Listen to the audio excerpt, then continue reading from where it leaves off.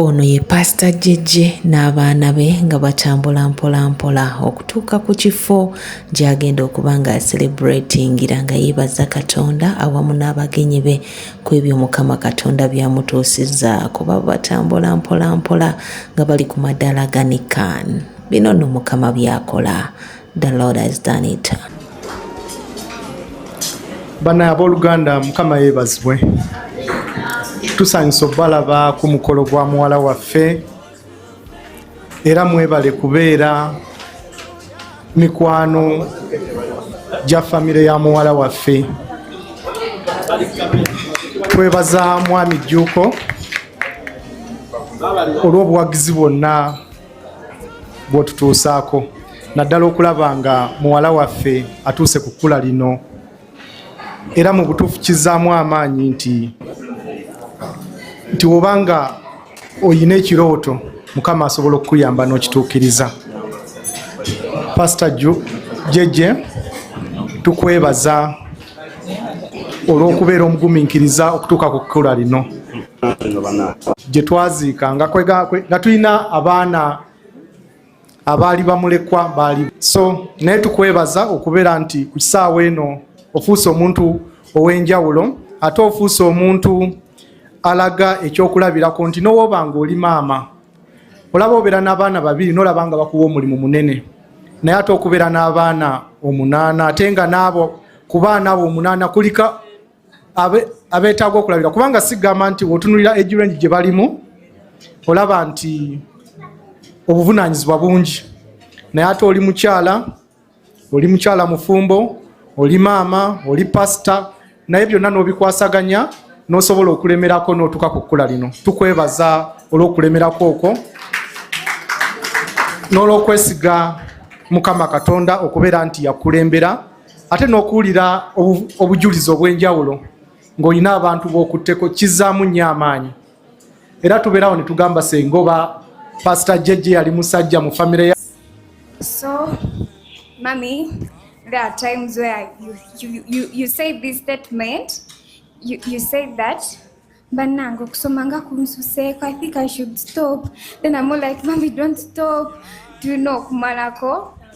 Then yes, we are all happy and we are excited to have you as our mother, and you are such a good role model to us. Just know that this is in our memory and we shall thrive so hard so that we can reach this moment. Yes, our destinies may not be the same, but we shall all reach to this graduation moment and we shall all reach out to you and call you Mommy and Daddy that this is what we have done best in our education. Yes, and we love you. Hope we've participated in your revision, in your exam time. We know there's a time where she's all like, Bana, you guys, what? Then she can mean to call you out of the bedroom. I'm like, Bana, Mommy, I also want to sleep. Mama, Nena, Kuita. Nagama, Esther, so cold. There's a time where I was reading with Mommy. But Mommy was all like, then some ulunjinga nina music. Na soka na imba. Na mana. Wamana kuimba. Nagama, no minu muliranga asoma ate Bible. We amaze okusoma Bible after reading the Bible. Then she's like, Pesha, jump to his same category graduation. Kati Mami, she's not what? Like, she's not concentrating. And I'm also trying to concentrate. I'm like, but now, Mommy, you're trying to read for exams. Nagama, oh, I'm sorry, Auntie Njogera Nyobichi. Those things. That she had to chase me. I had to go to her bedroom and read from there. As for her, she's reading from the sitting room. But all that, it was a mean of success in your life. So we thank you, Daddy. Twayanza nyo mutwala. Sawaza yuza to kamanya mama toke na mula be your week. So Daddy ne mami ngatobalaba kumachaba koma regular. So thank you so much. Ebigambo bingi. Last time we talked a lot. Sorry. But this time we tried to reduce and hope they are meaningful. We love you, Mom. Musumba waffe Jeje kulika emisomo. Mwami Jjuuko webale ku supportinga Musumba. Kubanga manyi nti bw'oba tomusupportinze tayinza kukola ki kumalako. Patience, congratulations. abagenyi baffe abalungi mwenna mu biti byammwe sibimanyi ne buli omu mu kiti kye mwenna mwebale nnyo mwebale ddala kujja kusanyukirako omusumba jjejje Juliet Juuko Nakamatte. Mpozi muyinza okuba nga temumanyi bulungi biki byatuuseeko kambi babuulire. Amanya gange bampita Dr. Olive Sabiti, nze Vice Chancellor wa Cavendish University Uganda, ndi mukyala munnamateeka, I'm a lawyer by profession. So bwe mba mulina ebizibu byammwe eby'amateeka temufiire eyo, nze ndi mukyala muki munnamateeka yadde nga nze Vice Chancellor. Muyinza okuba nga mukuŋŋaanye musanyukirako musumba jjejje naye nga mugamba oba wakala asome biki oba biki.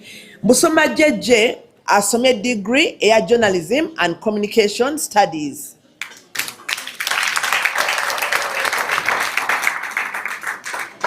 University gyagisomeddeko si university buno obu university obw'omu kikuubo era bwe mba mwagala okutegeera graduation ceremony yaffe oba baani abazze bani abakolekeddeko musumba. Sijoogerera graduation yaffe yabadde ku Speak Resort mu Nnyonyo mu Convention Center. Wabaddeyo abaana abantu bonna abadde basukka mu 13 lwaki kubanga abayizi abaatikiddwa babadde 159. Buli muyizi yabadde akkirizibwa okujja n'abantu bameka 2 Musumba ngambye yazze n'omwami ne firstborn we. Chancellor waffe eyabaddeyo mu bujjuvu ye former president wa Nigeria His Excellency Goodluck Jonathan. Era yazze n'ab'ebitiibwa abalala okuva e Nigeria ab'ebitiibwa abalala nga 7. University yaffe erimu abaana abaatikiddwa awamu ne Musumba bava mu mawanga 33 countries. Norwich abayizi baffe mulimu abava mu United States of America, abava mu Pakistan, abava Germany, abava mu Africa, Namibia, Botswana, Nigeria, South Sudan, mu bitundu bingi ebya Africa. Naye ng'ate university yonna okutwaliza awamu tulina abaana abava mu mawanga 47.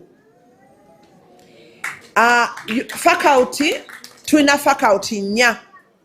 Kati Musumba jjejje faculty gy'asomeddemu bagiyita Faculty of Socio-Economic Sciences mwemuli School of Journalism. Era n'abakulu nga bababuulidde ab'essomero lye. Naye nga bw'oba ng'oli eyo togamba nti kakati Musumba jjejje yabadde mu journalism. Waliyo journalism, waliyo public administration, waliyo international relations and diplomacy, waliyo security studies, ate waliyo amateeka, ate waliyo business administration, human resources, entrepreneurship, waliyo science and technology, waliyo abakola Bachelor of Public Health, waliyo abakola Bachelor of Environmental Health Sciences, waliyo abakola computing, Bachelor of Information Technology, Bachelor of Artificial Intelligence. Nsubira mu biwulira. Artificial Intelligence ekutte wansi ne waggulu ebintu bisomesa byonna. N'ebirala bingi byonna sibijjukira naye n'ebirala biki bingi. Norekyo project management. Norekyo temubeera eyo omanyi Mukama Katonda wa kisa. Bayibuli egamba nti no kati ffe abaana ba Katonda tetulina kwekuumira eri kubanga Mukama ffe atusitula. Mukama atuyamba abala we batasobola kukola ki kuyambibwa.